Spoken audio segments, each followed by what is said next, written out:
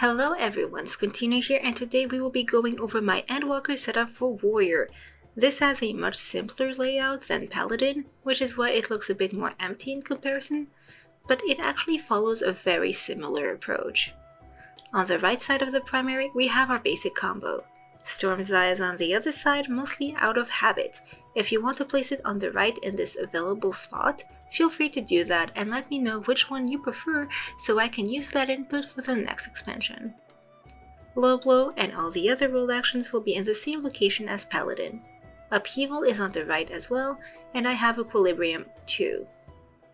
Normally I would try to see if a self-heal ability can go on the double cross hotbar, but Warrior has two of those, so I put one of them here. On the left side of the primary, we have Storm's Eye, Cleave, and Primal Rend for our unlocked weapon skills, and we have other role actions.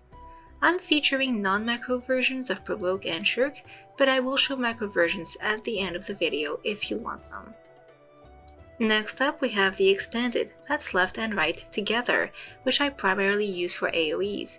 We've got our basic combo, and Decimate is in the same location as Cleave, which shares resources, and Orogeny the same location as Upheaval, which shares a cooldown. Equilibrium is available here too, so you can have your most frequent healing ability during dungeon pulls easily accessible. Primal Rend is not in the same location, though it is on the left at least, because Tomahawk has its spot, which all tanks will use for their instant long-range action. Next up we have our double cross hotbar, which you access by double tapping. On the right side we have our jump ahead. Our self buff will be inner release since it extends Surging Tempest and gives us big powerful actions. Our 10% party mitigation, our other party mitigation called Reprisal by making the boss weaker, and Arm's Length. These locations are common among many jobs, not just tanks. Infuriate is where I normally would have an action that gives resources, and Vengeance is 30% self-mitigation while Rampart is 20%, which are shared with the other tanks. On the left side, our invulnerability goes up top, and our ability Self-Heal, Thrill of Battle goes on the bottom. A single target party member mitigation goes on the right, and another self-mitigation on the left. This is a pattern you will see in other tanks as well, if applicable. You should also notice the pattern of where the self-mitigations are. They're all on the left button. Vengeance is on the left action button, Rampart is left D-pad, Bloodwetting is left action button. We also have our limit break, our tank stance, and our consumables. Feel free to place your tinctures here. Don't mind the super potion, it's a placeholder. Sprint is on a macro on the right clicking button. I have a drag to a regular hotbar for visibility, which you can do either via mouse or by using the virtual mouse or touchpad. Okay, the explanation is done. Here is how to set this up. Character configuration, hotbar settings, cross. Then custom, settings for the expanded, I use set 2, settings for the double tap, I use set 3, system configuration, gamepad settings, button configuration, macro number 99. So we go to our user macros, individual, last one is 99 for the sprint macro. And just to show the setup again, primary on the right, primary on the left,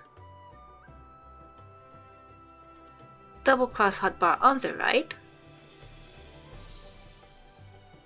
double cross hotbar on the left, expanded. If you are using the same settings that I am, you can utilize the macros in the description to set this up automatically. I also like for my gauge to be in the center.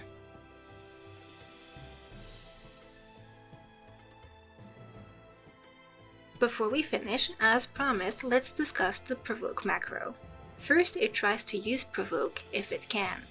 However, you might be aware that macro actions do not have action queuing, which means you cannot preemptively use them. This means you either have to time it right, or spam it. But next comes Echo and Party. I did both because Echo is easier for testing than Party Chat, but I expect most people will not have Echo. After that, I copied my entire hotbar to a hidden set called Set 7. Then I have the macro put the regular non-macro version of the action onto my hotbar and wait 3 seconds. At that point, it copies back the old version of the hotbar. This is why I have a macro lock on this. Why do I do it this way? Let me show it in slow motion. You can see that after I press it, it changes the bar to not have a macro. Therefore, there is no repeating of the party message, and it means that after the initial hit, the other hits can benefit from action queuing. However, we do need for it to go back so that the next time it's back to your macro, but we also need to make sure it lasts long enough. Hence 3 seconds, so it lasts only one weaving window. You might notice that in the macro I have both Provoke and Shirk being set onto the hotbar, even though this is only a Provoke macro. This is entirely optional. However, if you decide to use a similar strategy for a Shirk macro, keep in mind that a macro lock, which I have atop, will stop you from using other macros.